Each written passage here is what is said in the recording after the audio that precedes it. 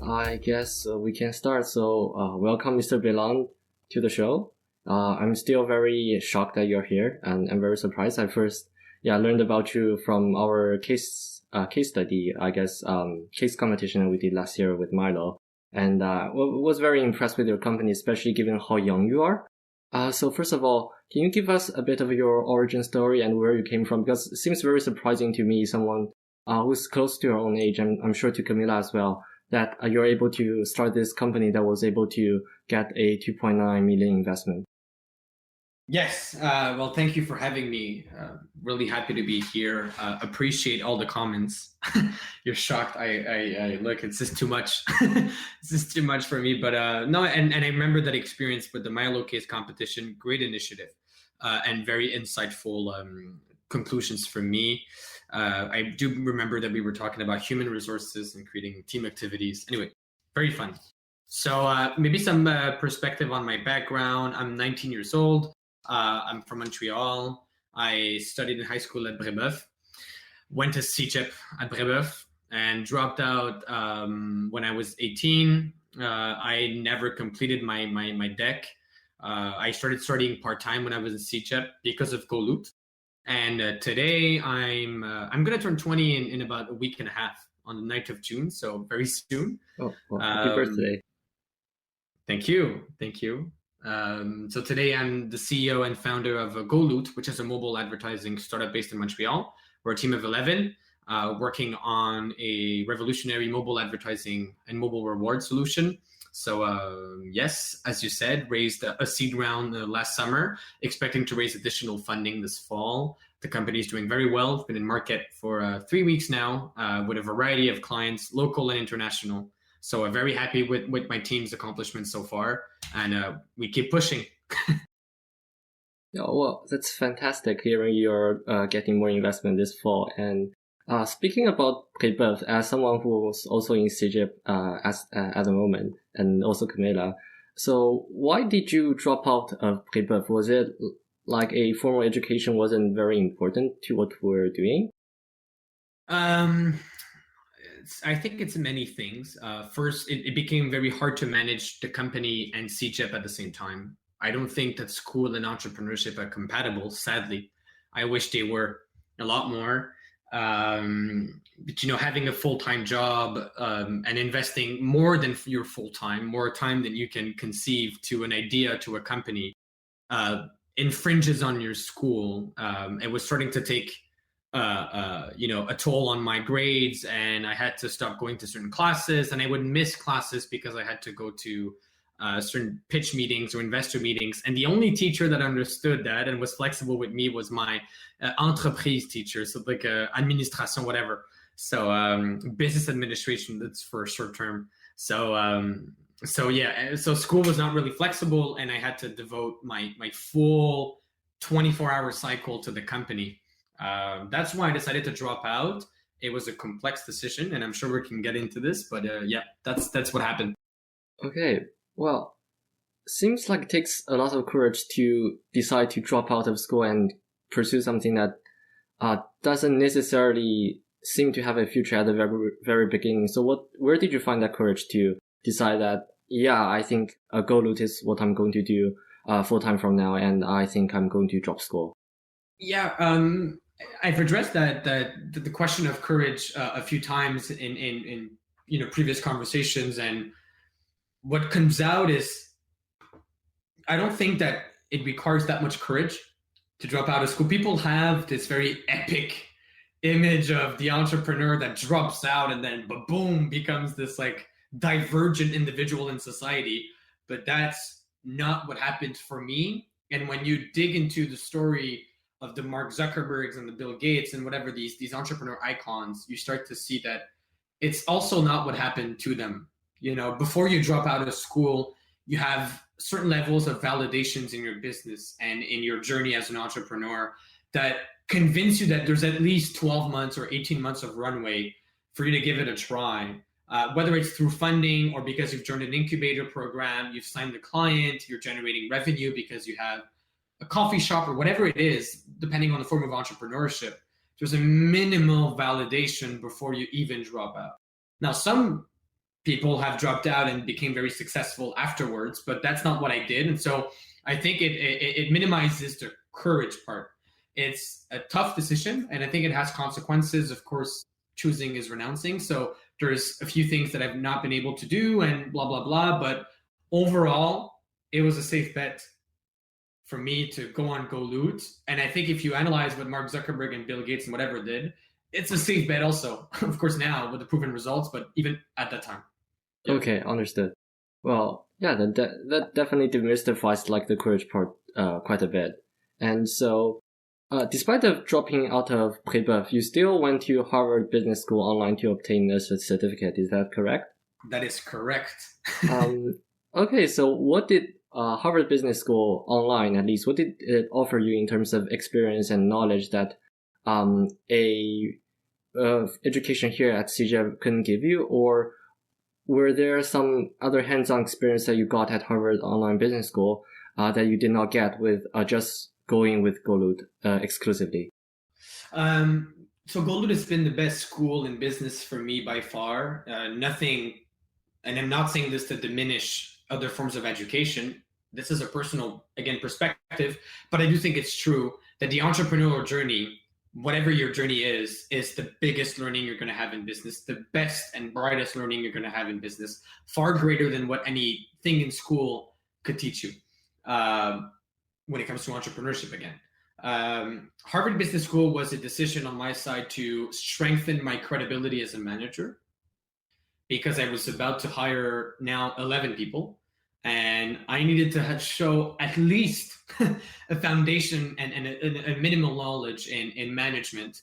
That's why I took a management essentials class. And I wanted to have also to demonstrate to people that I was not doing GoLoot because I thought I was better than education or better than school. That's not the case.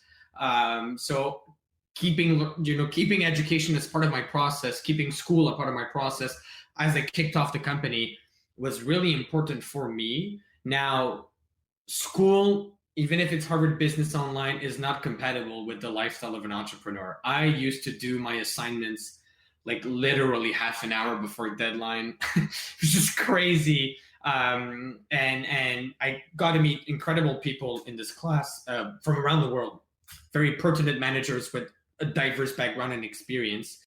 But again, I could have gotten a lot more value if I was dedicated full-time to my education, which was not the case. So that's why I never renewed, but I pushed through. I took a variety of learnings from that class that I still apply to this day. I met these very nice people, very fascinating people. And I hope that I find more time in the future to do this, but I don't think it's going to be possible in the next few years with the pace of my work at the moment. Okay, understood. So let's say hypothetically you find some extra time to pursue education, either in business or just, for example, finishing CJEP. Would you still pursue it? Do you think it's still a valuable experience to have? I don't think I would finish CJEP per se, because I have my opinion on CJEP. CJEP is the school of life more than the school of content and educational matter. I think it's more where you develop relationships, where you define yourself as an adult, where you embrace your identity, your personality, some things that you were insecure about that you bring up in CJEP and you start owning them. That's what CJEP, at least for me, was. Of course, if you're in pure and applied sciences, then there's a lot more like rigid content because you're going to become a chemist or a doctor or a biologist, whatever. So, or an engineer. There's a lot more concrete matter that you're going to get from CJEP. But in human sciences, with psychology, business, marketing, it's a bit more fuzzy, to put it lightly. So I would not go back to CJEP. I would go back to definitely university. I hope so one day, or at my own pace. I don't care if it's, especially if I can have the level of success I anticipate with GoLoot. I'm going to keep learning, but at my own pace. I want to go to California to listen to Peter Thiel, the founder of PayPal, give me a class on entrepreneurship and innovation. I don't want to learn something from someone I don't admire. So that's what I would choose. So formal education for sure, just at my own pace and with the right people and the right classes. Thank you, Henry, and thank you, Mr. Béland, for your answers. You can call me Lucas. It's my pleasure. We would now like to ask you a bit more about your current company, GoLoot. So to start, how did you come up with the idea of GoLoot? Of course. So the GoLoot project officially started in 2017 when I was in high school. What I did at the time was an augmented reality mobile game that was based around coupons and discounts. So 2017 is a few months after, early 2017 is a few months after Pokemon Go came out. And so in Canada, at least. And so I remember going out in the streets and running after these Pokemons, seeing the success of the franchise and Niantic Studio being bought out by Google, and very just an incredible entrepreneurial success. And I thought, wow, like there's so many opportunities in gaming from this point on. AR, VR is the future. One thing that disappointed me a lot was my parents were not attracted to AR because there were no titles in gaming that offer them relevant content. Pokemon Go was driven for teenagers, was meant to be played by teenagers or young adults that used to be teenagers in the 90s. So my parents and older generations were kind of left out. So my game was, we would do the same mechanics as Pokemon Go, but we would bring people out on the streets to collect these coupons and these discounts from local and international retailers, which would attract an older audience. And when you dive into the mobile gaming market, you start to see that the average gamer is a 36-year-old female. So it's not your teenager like on Xbox or PC or PlayStation. It's a different market. Hyper casual gaming like Candy Crush is a different landscape. It's played by adults. The proportion of teenagers on mobile is the same as the 60 to 75 years old. So it's a very weird landscape when it comes to video games. And so I was like, okay, there's a big opportunity in this market. And then the GoLoot game failed for a variety of reasons that we can talk. And I was left and stuck with the concept of there has to be a better way to reward users in mobile apps. Virtual rewards like coins and mushrooms and bleeps, they make no sense. They're not valuable enough. We need to provide more value to consumers. That's how GoLoot came around, with the concept of creating a real world rewards platform for every single app publisher. So you can now play Candy Crush, you can now work out, you can now read or stream with your tablet or iPhone or Android device and win rewards from your local coffee shop to L'Oreal to Nike. That's the system that GoLoot is powering, and really hoping to change the way you interact with your mobile apps and with advertising within these apps. So that's the company. That's the story behind it in short, skipping up some details, but we can get into that later. Definitely. I'm sure there's a lot more nitty-gritty details we would like to get to in this interview. On the same note, I would like to ask you, pertaining to the kind of content that your company does, how do you turn something like an intrusive and in-your-face type of advertising into something enjoyable? Yes. When you talk about the concept of intrusion, what you have to understand is that it's not the ad itself that's intrusive. It's the way it's delivered to you. People don't hate advertising because we like to discover new products and experiences. We like to discover new services around us. We like to discover new games and apps. It's the way these ads are delivered. My marketing director, Pierce Bourne, uses a funny metaphor to say, it's like if right now in the middle of this interview, my girlfriend came and just kissed me on the face. I like to get a kiss, but it's the way it's being delivered right now would make no sense to me, right? So advertising is the same thing. It's a kiss from your girlfriend or boyfriend or partner in general, but it's the way it's delivered that doesn't make any sense on mobile. So what we've created at GoLoot is an experience around your ads that fit within the behavior that you're doing at the moment. So if you're working out, you could be getting a 25% discount on Guru energy drinks, which are healthy organic alternatives to these Red Bull, whatever, because you complete a 5K run.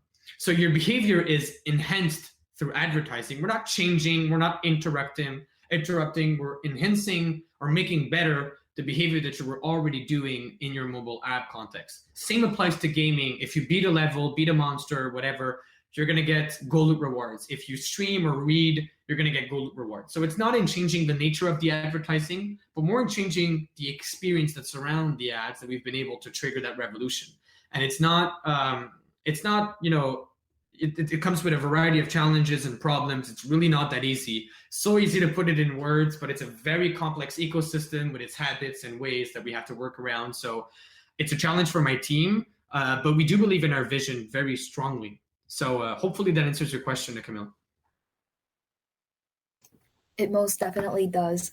And with regards to entrepreneurship and building up a business, I'm pretty sure it was the CEO of Airbnb who said that to formulate an idea and just starting out as a small startup doesn't actually take much capital. However, to scale up the business, you would need capital. So is this true in your case?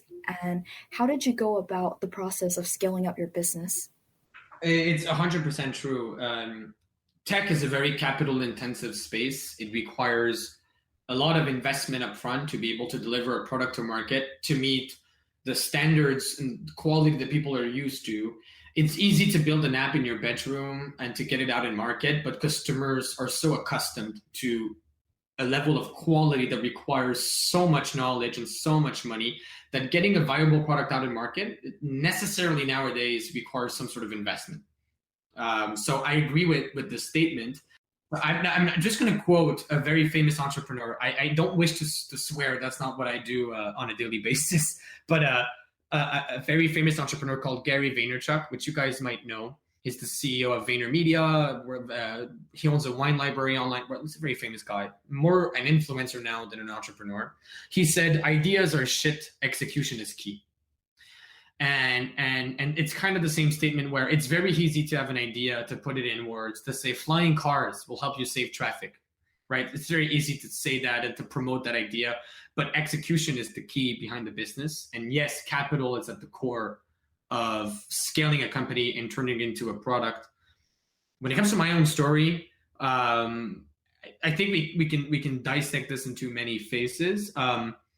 Before you raise capital, it requires a bit more than just an idea. Investors don't believe in words. They need to see some sort of credibility. And so it's an entrepreneur's responsibility to build the credibility, the value, the traction around you at a very early stage. That can be done through incubator programs, which is what I did.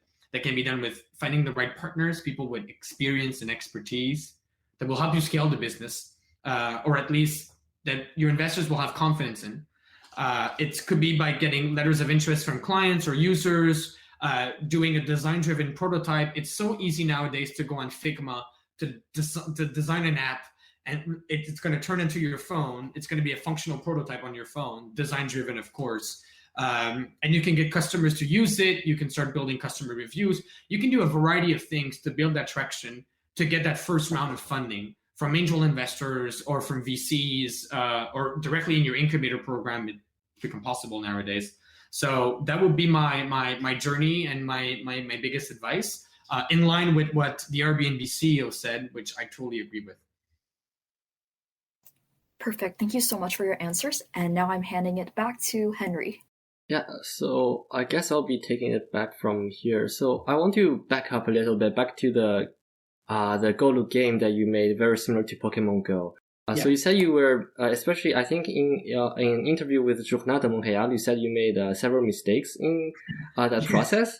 So can you tell us what were some of the mistakes and what are some of the lessons you drew from those mistakes, which you then applied to GoLoot?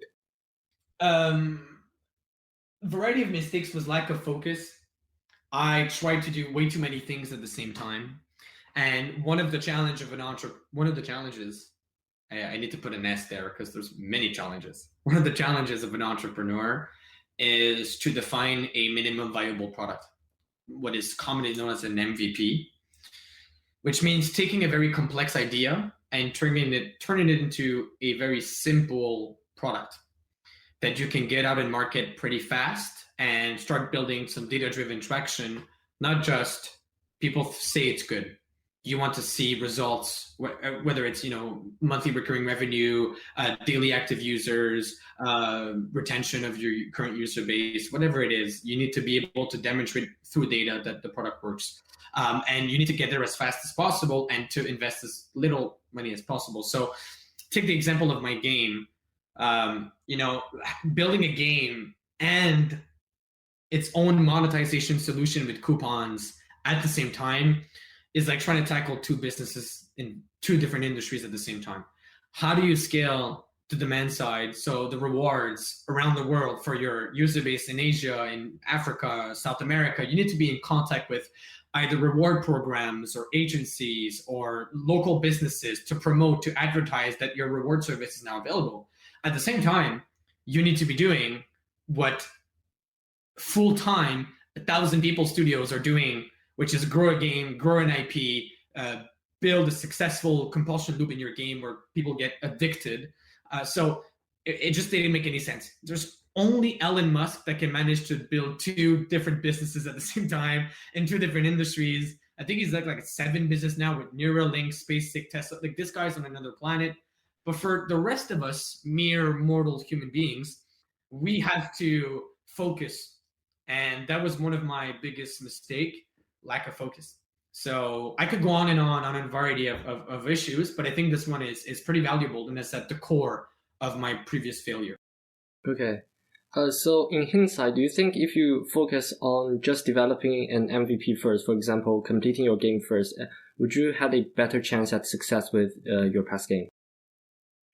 Yes, but the gaming space is not what I would be after right now. It's a very crowded, saturated market, and it requires either connections with people at Tencent, Ubisoft, all of these or other investment funds, or investment funds in general, because Ubisoft and Tencent are studios and companies. Anyway, so it's a very tight-knitted community, the mobile game community, where the famous games you play on a daily basis are usually built by the ex-co-founder of King that started King is Candy Crush. So they started their own studio, and now they're doing this. And then the ex-guys from Ketchup that have been purchased by Ubisoft are starting their new game. So it's some sort of very very small, tight-knitted community. Coming from the outside requires a bit of luck.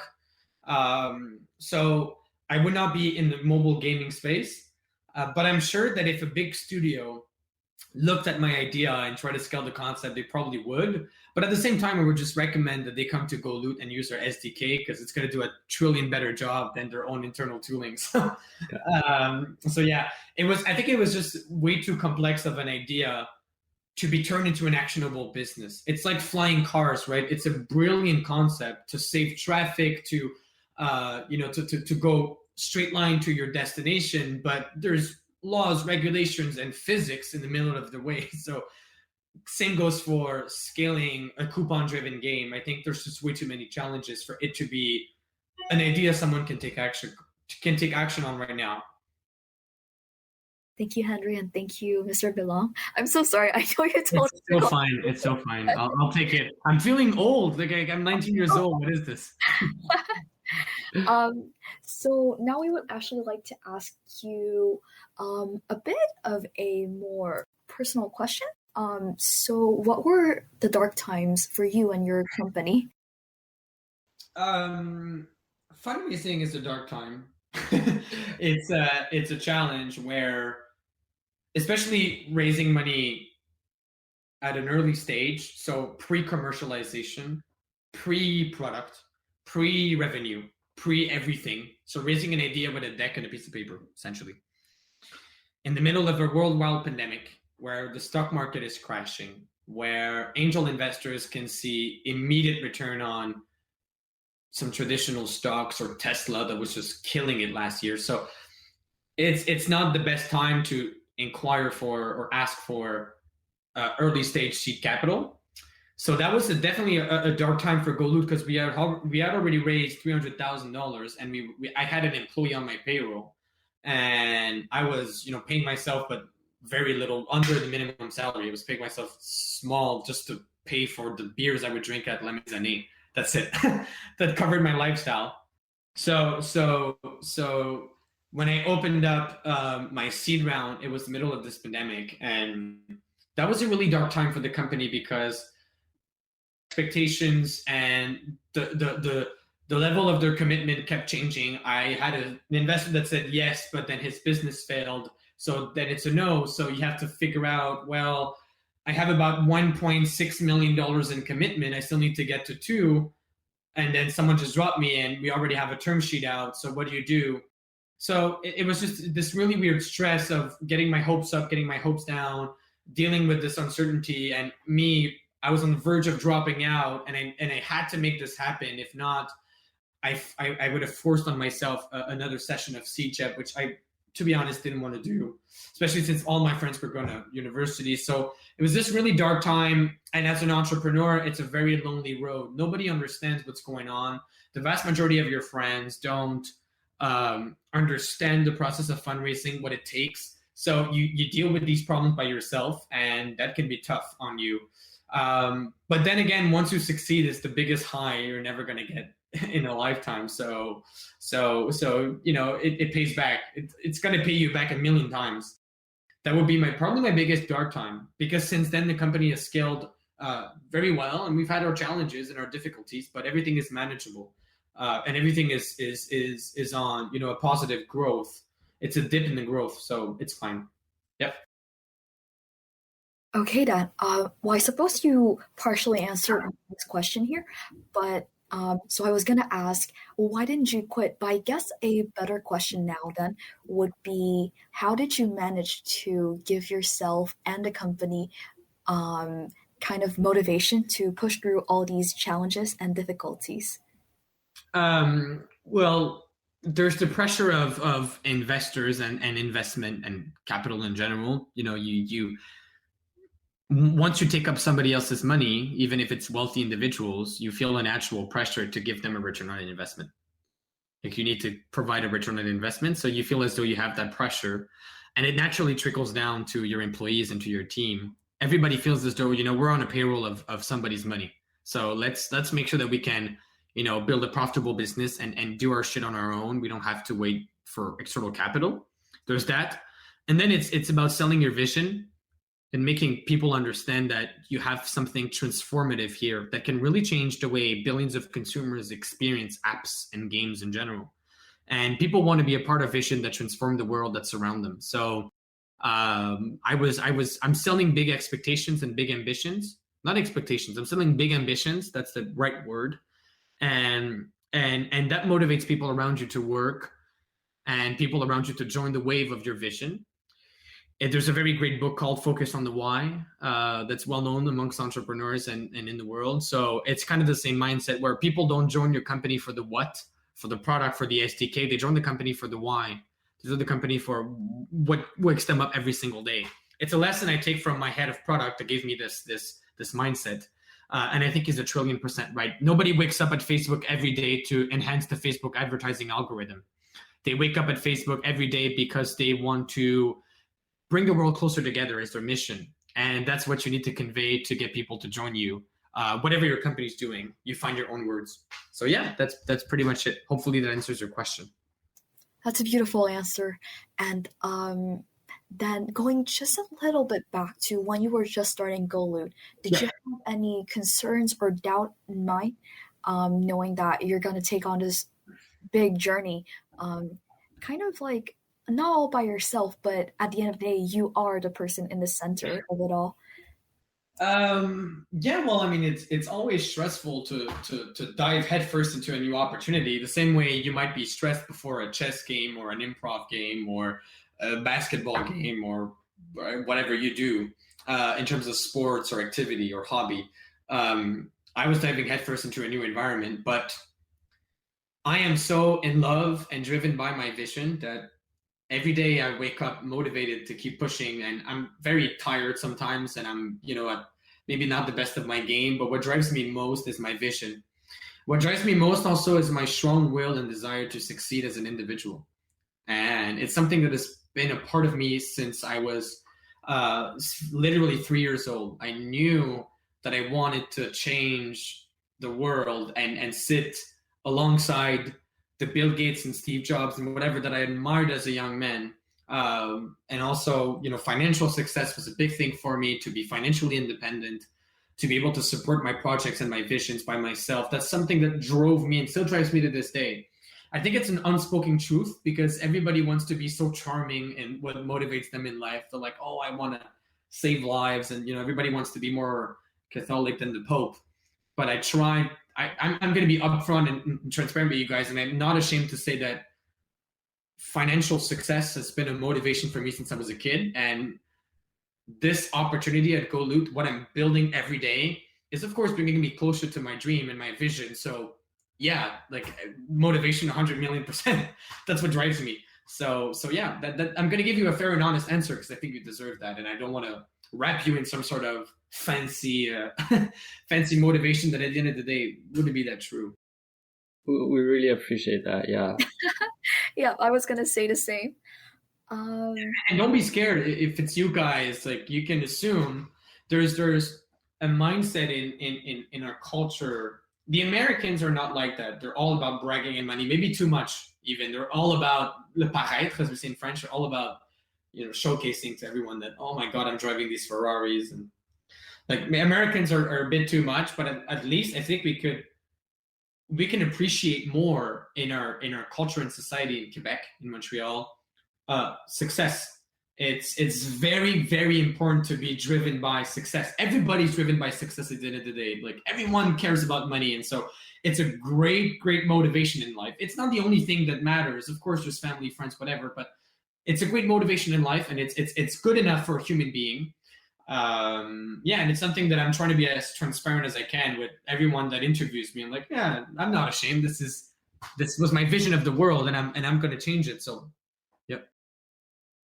Then coming back to the question of money and capital, since we're just talking about your motivation, I heard that you used to wait outside the gym where your father's friend used to work, and then you would wait for him, and then you would pitch your idea after his workout. And then you would just wait there every single day for him to come out and ask him to invest in your business. Was that a true story? It is it's a true story. And the guy's called Daniel. He's one of our earliest investor. Daniel, of course, in English. He's one of our earliest investor. And sometimes he would come out of the gym on his phone. So it was like, oh, wasted day. Like, I waited for hours for absolutely no reason, but I would come back every day. Every single day I would wait for, and I knew his schedule. I knew when he would come to the gym, and he would text me like, I'm going to be at the gym on Saturday. So I would show up, and then he's like doing his badminton lesson, whatever. So I would just sit in the cafe. And then once he was over, one day he decided to stop by the cafeteria to take a sandwich, and he offered me to sit down with him. And that's where it all happened. But I was pitching him on his way back to the car as he was sitting down, and it's like rolled down his window so I could just finish my sentence, and then I would come back the next day. That's a true story. You could go to the CCTV of that gym, the cameras, and you'll see me doing that. So part of my journey. Yep. Okay, then what was the main lesson? Actually, before that question, what did you want to show the investor? What did you want to show Mr. Daniel that you were doing that made him invest finally in GoLoot and not just like go back to his car again on his phone?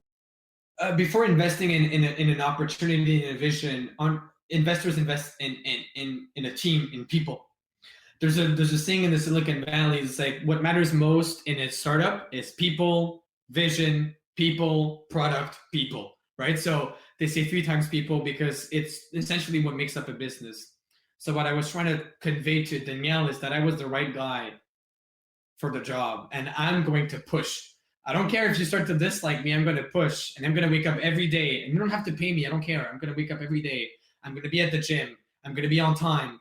I'm going to deliver my speech with enthusiasm, passion, energy. Even if it's raining outside, I don't give a shit. I'm going to be there to pitch you with the same consistency, right? And so I think I got him to think like, okay, like this kid's got what it takes, I believe.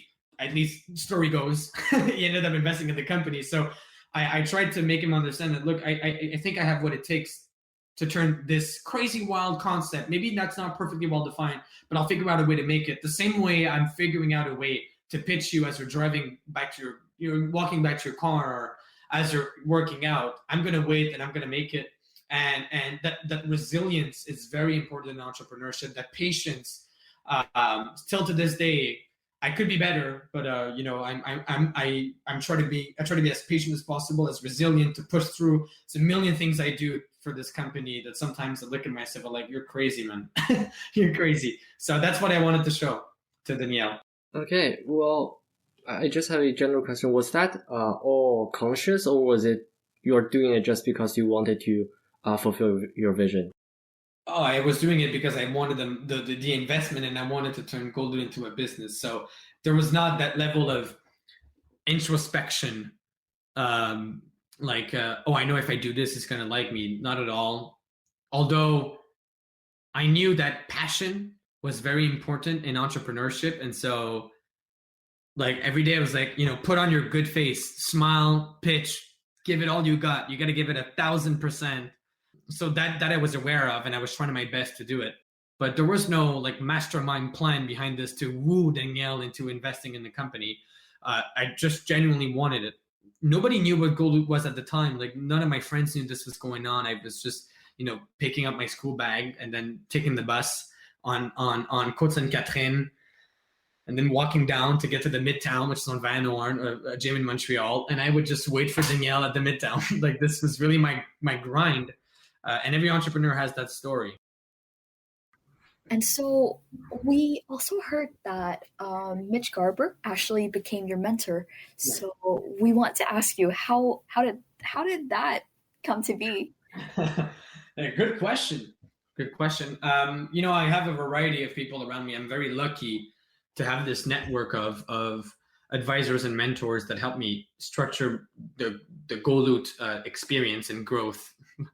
I usually refer to the GoLoot family in general in interviews, in the sense that it's not just a team. Of course, the team is 95% of it, but there's the investors, and then there's the mentors and advisors, and there's me. So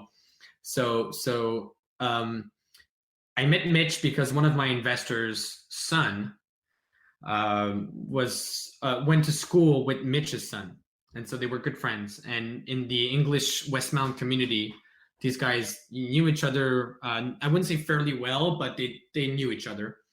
And the first time I met Mitch was in December of 2019, because the kid of one of my investors, which today is a friend of mine, someone I know well, he said, I can get you a meeting with Ryan Garber, who's Mitch's son. It was my friend, and we can get you to the dad. So I was like, okay, sure, let's do this. So I pitched to the son first. And the son's like, oh, yeah, you're a cool kid, and I like your idea. These guys are a bit older, 1 year older than we are, than I am at least. It's like, oh, you're a cool kid. I'm going to introduce you to my dad. So it took a few months to set up the meeting, but essentially Mitch gave me 45 to 60 minutes in his office in Montreal, the ex-Caesars Entertainment office that's now empty because he's alone. The company was sold, so he's alone in his office. Very nice space. And Mitch, like I said, I never had, I didn't have the chance to have a million interactions with Mitch, but Mitch has always been so relevant in every single thing he told me. I'm amazed by how pertinent Mitch can be whenever he intervenes in the company. So that's why I use him sparingly, because every single time he gives me advice, it's like a nuclear bomb. It's like game-changing stuff I have to address right now. So when I met Mitch, he introduced me to another advisor of mine, Jason Lapp, who's in the Silicon Valley. And Jason and Mitch have been really at the core of my evolution as an entrepreneur and at the evolution of my business.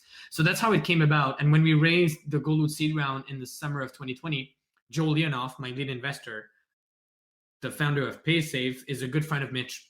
They used to work together at Surefire Commerce. I think that's right. Don't quote me on this, but I think that's right. So anyway, they have past experiences. So Mitch was like, yeah, sure. You know what? I met you once, and I'm happy to help you on a more regular basis. That's how it all turned out. Wow, that's a truly impressive story.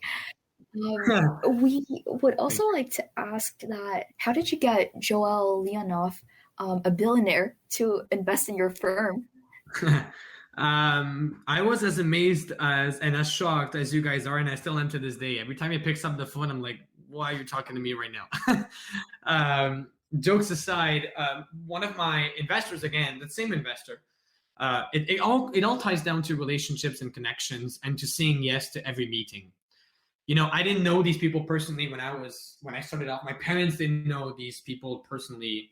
My parents had a good network, and Brebeuf gives you a good network. My friends had parents that were executives in X, Y, and Z companies. So I had this great network starting off, but I didn't know Mitch or Joel or the other investors in my company. I just never said no to a meeting, and I went from meeting students in engineering at Polytechnique after school to being in Joel's office on Sherbrooke for 30 minutes to pitch him my idea. So there's a whole process there. One of my investors knew Danny Chasinoff, who's the COO, Chief Operations Officer of PaySafe, which is Joel's company. So I went to coffee with Danny and with Danny's son. And Danny said, I'm interested in investing in your company, but I don't invest alone. So let me present you to one of my partners. So I met some of his partners. The guy's great, amazing meeting, very smart businessman, just was not the right opportunity. So then he said, okay, let me present you to my boss, Joel. And so I got a meeting with Joel for half an hour in his office. And at that meeting, Joel said, what are you going to do if I give you $1 million? And from this day on, it's been a crazy ride. And I speak to Joel every 2 weeks. Joel is the mentor that I speak, to the most often with. So yeah, since some sort of relationship began in that Sherbrooke office in Montreal. Yep, that's the answer. Amazing. I'm gonna hand it back to Henry now, with more questions to come. Yeah, actually more questions regarding your network. So I think also from Journal de Montréal, Lune Rouge, which is the investment firm funded by Guy Laliberté, also invested in your company. So I wonder, how did you get in contact with that firm, and why did they choose to invest in your company in particular? So I'm going to correct that information because Lune Rouge never invested in my company. Oh, okay. So I've never raised capital from Lune Rouge. I know it's in the Journal de Montréal article, but I never told the journalist that Lune Rouge was an investor in my company. But sometimes it's a question of interpretation, and everything goes fast, so it happens. And I the day that article came out, fun story. I'm just gonna take time for this. The Lune Rouge head of PR called me, and she was like, I never met that person before. She was like, who are you? Why is this all over the news? And I'm like, my story is a bit weird with you guys, but I swear to God, I never mentioned Mr. La Liberté's name. I never mentioned, the investment, whatever. They just interpreted that from my speech. Like, no, we're not mad because this is advertising, but like, how did this happen? So anyway, fun story. What happened with Lune Rouge is I was looking for credible partners and mentors way before I even met Joel and way before I even raised capital. I was looking for structure. That's in 2019. And someone knew someone that knew someone, the complex relationships that used to work at Lune Rouge. And so I got a meeting with a guy that was VP. I think he was on more of the creative side because Lune Rouge was working on this sort of pyramid downtown. You guys probably remember that was like a nightclub in the form of a pyramid in old Montreal. Anyway, they were working on this project. Lune Rouge was a very new organization. They just bought Tour Alcan downtown. There was hundreds of people walking around, running around. Crazy, very dynamic environment. And I met this guy and he was like, I'm not on the tech side, but I can introduce you to the guys who are on the tech side. I said, yeah, for sure. So I met Patrice Boilly and François Plamondon that were both, François was the co-CEO of Lune Rouge and Patrice was the head of the tech side. It's called the tech side of Lune Rouge. They kind of fell in love with the idea. They were not investing in early stage ventures, but they fell in love with me and they were like, you know what? We have a team of developers internally that we have the talent for you. You have the accountants, the lawyers, like all the structure you need. You just need to raise money. That's what I did. I raised a $300,000 pre-seed round. Then I came back to Lune Rouge. They offered me a free office space. And when they moved to the old port, they brought me with them. So I had my own little office. I had my business card with the Lune Rouge address. And they never charge anything. And that's what when I talk about collaboration in the tech ecosystem, I was talking about that recently on LinkedIn. That's exactly what I mean. I was given opportunities that no one can imagine in any other industry. These guys were just doing it because they were genuinely good to me. And so that's my relationship with Lune Rouge. Both François and Patrice are not at Lune Rouge anymore. I think Francois is leading a loyalty company called Hello Card. He's on another world. But that's what, when this article came out, Le Rouge was like, who are you? Nobody knows you internally. It's like, I'm an OG. I was there like at the start of this incubator program.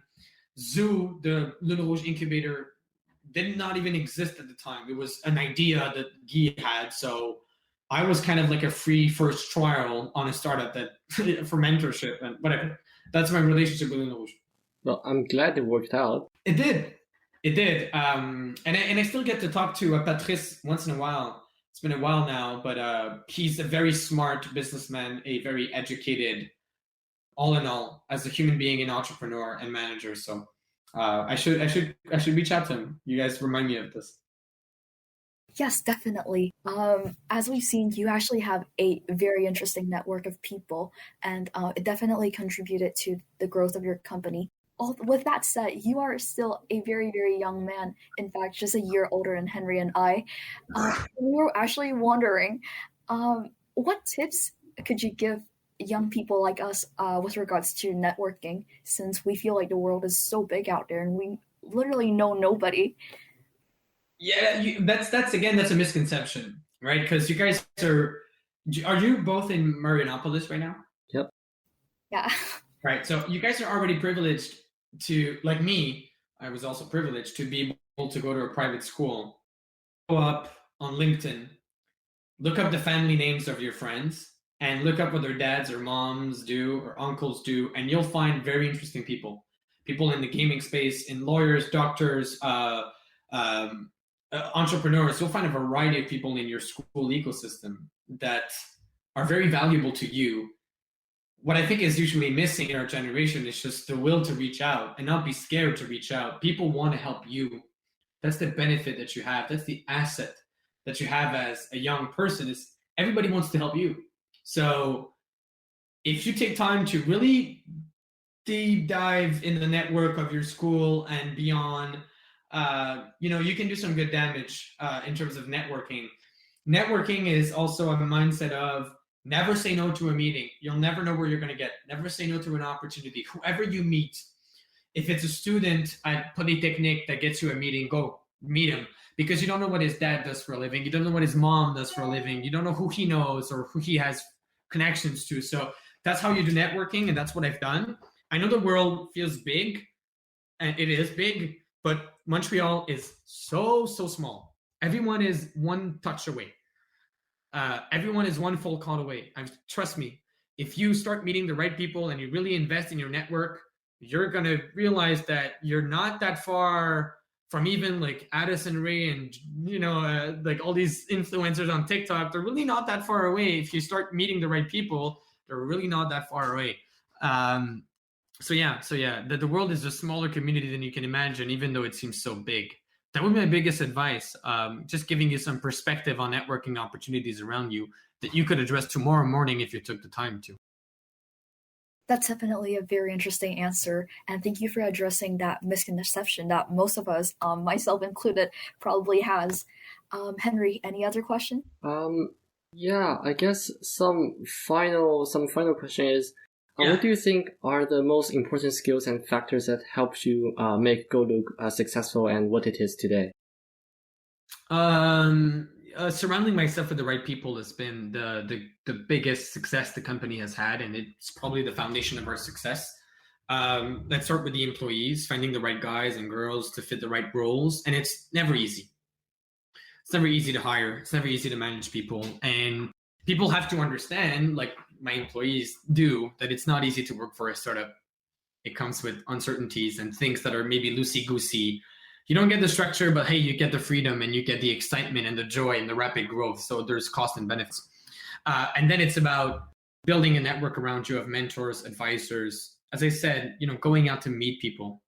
You have no idea the late nights I spent meeting some Polytechnique engineers that were studying, and they told me, Lucas, we can't meet you before 9 p.m. because we have these exams, and we're going to be at Poly at 9 p.m. So meet us at Poly at 9 p.m. And I would just go.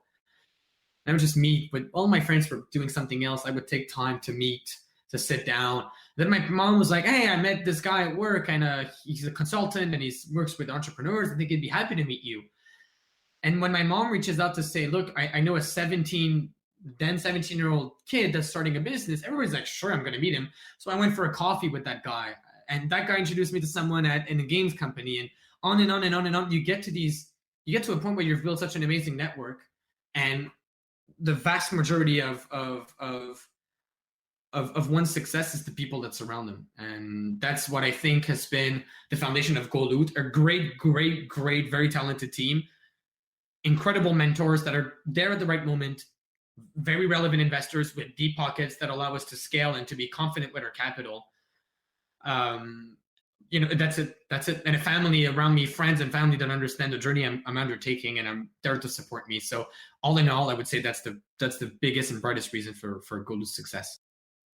Talking about people, because you also said in the Silicon Valley, the saying is that the product's really the people and the people who surround the company. So also this was also touched upon in our last year's case competition. So what is the key to managing people well, especially given a difficult situation like a pandemic or a economic meltdown? I don't think I'm going to give you the best answer I can. Again, I want to be humble. There are incredible resources when it comes to management and leadership. I've only been leading people for 1 year. So let me give you my very early on perspective on management. Was your question, how is it to manage people, just to make sure I understand it properly? Or yeah, it's from your own perspective. What is your key take on managing different people? Yeah, management is about managing is a game of responsibilities, in the sense that to lead and to manage is not the same thing. It's two different concepts, and it's not applied the same way. Leadership, which is closer to the job of a founder and a CEO in a startup, is to lead by example and to be giving so much of your heart and time to your employees and to your team and to your company. I was on a previous podcast recently in South America, and we were discussing like what are the challenges of being a CEO. And one of the things is every accomplishment is thanks to your company and thanks to your employees. Every failure is because of you as an individual. It's like being the captain of your ship, right? If the ship sinks, if the ship sinks, it's because of the captain. But if the ship makes it to sea, or the ship makes it to the other half of the Atlantic, it's thanks, of course, to the teamwork and the collaboration between everybody. And that's something that as a manager, you're not always prepared for. Assuming responsibilities, being hands-on, and saying, you know what, I'm going to stand strong. And if everything is falling apart, you need to be standing on deck. If there's a storm outside and the ship is like 45-degree angle, everything's falling to sea, you still need to be standing outside. You need to push through it. That's the mindset of a manager. And that, I would say, is my biggest take so far in management. It's a question of responsibility. Can you manage responsibilities? If yes, you're going to be a great manager. Second thing I want to add to that question, I know my answers are long sometimes. I want to be concise. No, it's great. It's great answers. I want to be concise, but and it's hard because I like to talk. I'm sorry.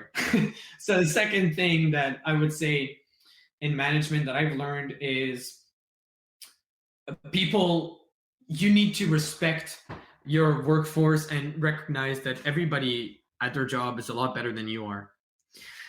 The boss mindset of the 1970s, 1960s, the old corporate structure of like, you receive your employees' work and you throw it in the trash. It's not good. Do it again. That mindset is over. If you're hiring someone and you're disappointed with his work, you failed at hiring, right? So you need to be hiring smart people, not to tell them what to do, but so they can tell you as a manager what to do. That's Steve Jobs, and he's 100 trillion% right. And so one of the takes I have on management is, sometimes I felt like I'm being managed by my own team, in the sense that they're so talented and so pertinent at what they do, and I give them room to take decisions because I can't do it all by myself. I'm not the best at engineering, so why would I be making certain calls on engineering? So you need to respect people. You need to recognize how good they are. You need to be even willing to learn from these people, and the payback they'll give you as a CEO, the respect, the how long they're going to follow you in your journey, is going to be tremendously increased if you adopt that mindset. So these are the two things I'm going to bring to this podcast. I think it's a fair answer. Yeah, it's a great answer. And since we touch upon management, then how do you lead? Since that's a different topic.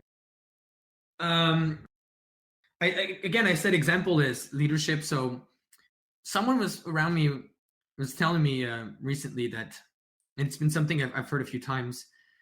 I was working these crazy hours, 9 to a trillion, like 8 to whenever.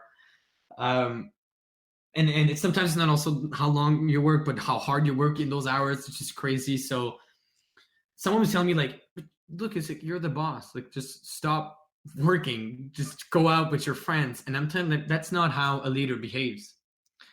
When you become captain of your hockey team or basketball team, it's no time to slack in practice because now you're the captain. On the contrary, it's time to step up. You need to be outperforming, out-delivering, and you need to be standing up. And if someone needs you, you answer the phone. And people were kind of telling me like, it's 10 o'clock. Why are you responding why are you answering the phone when an employee is calling you? It's like, because that's what it is to be a leader. You make yourself available. You go that extra mile. That's why people choose you as a leader. That's why people respect you as a leader, because you are the one willing to go the extra mile. That's how they're going to respect you. So that's my take on leadership. Leadership is a very complex thing, and it starts with devotion to your team, to your company, really to give your 1,000% all the time. That's how people are going to respect you as a leader. That's how you're going to lead, in fact. Perfect. And yeah, then I guess that's it for all my questions. And Camila, do you have any? No, I just want to say thank you so much for all of your very impressive and helpful answers. I think for everybody, not just the business kids, this podcast is one to not miss because there's so much you could learn from this. This is too much. I appreciate this. You guys have been very nice. And congrats on the effort of doing this podcast. Very professional. You make me feel at home doing this, so it's pun intended because I'm sitting in my home office. Yeah, you guys are making me feel at home. So, I'm happy to come back whenever, and hopefully, you guys can have some takeaways from this conversation. That's really why I do this. Already have some takeaways. Thank you. Well, happy to help. Thank you so much for having me today. Thank you everyone who tuned in to listen. I hope you enjoy listening to this episode as much as we did during the interview. If you liked this episode, learned something, or just want to help out a bunch of students, please leave a review, write a comment, and share this on social media. If you are listening to this on YouTube, please subscribe and write to us in the comments. All the books and other resources recommended by the interviewee are in the podcast description/video description depending on your platform, and depending on when you see this, you might be able to use our affiliate link to purchase them. The Marianopolis Addendum podcast is actively seeking local sponsors here in Montreal, so if you're interested, please contact us at the email linked in the description. All the profit generated by this podcast will go back to fund our club's activity. If we have any surplus, they will be donated at the end of every month to a local charity. This episode was edited by Henry. And the artwork is done by Camilla Huang. The producers and guests associated with this episode may express their opinion, but this podcast does not support any political parties. We only aim to bring different perspectives on different issues through the free exchange of opinions and ideas. We look forward to seeing you at our next broadcast. Cheers!